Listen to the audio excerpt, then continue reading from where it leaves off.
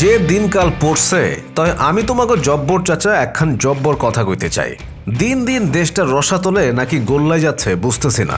ভাবতেছি তোমাকে জন্য একটা অ্যাওয়ার্ড শোয়ের আয়োজন করব, আর যত কন্টেন্ট ক্রিয়েটর আছে সবাইকে একটা একটা করে অ্যাওয়ার্ড দিব।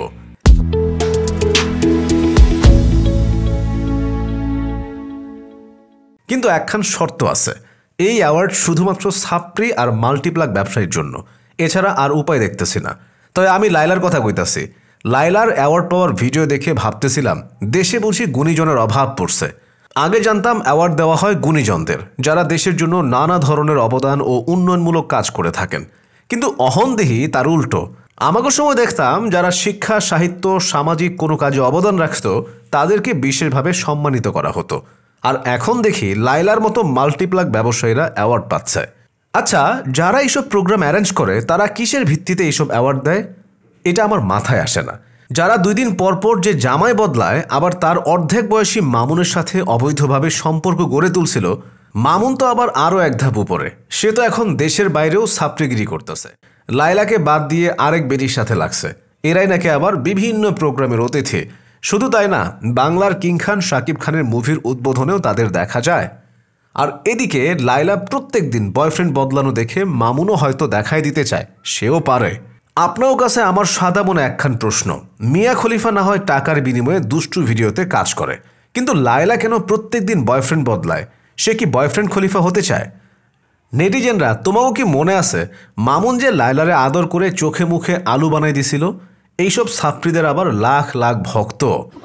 রাস্তায় বসে আছি, মোবাইল দিয়ে মেরে আমাকে কি করছে আপনারা কেউ স্ক্রিন রেকর্ড করে ফেলেন। আমি রাস্তায় বসে আছি।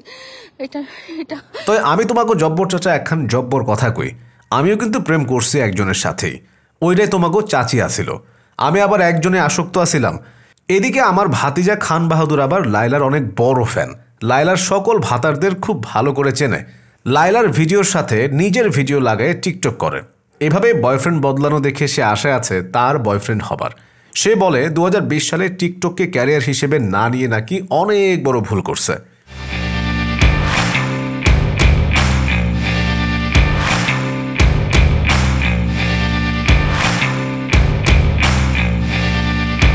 যদি নিত তাহলে এতদিনে নাকি হাজারো লাইলা তার গার্লফ্রেন্ড হয়ে যাইত।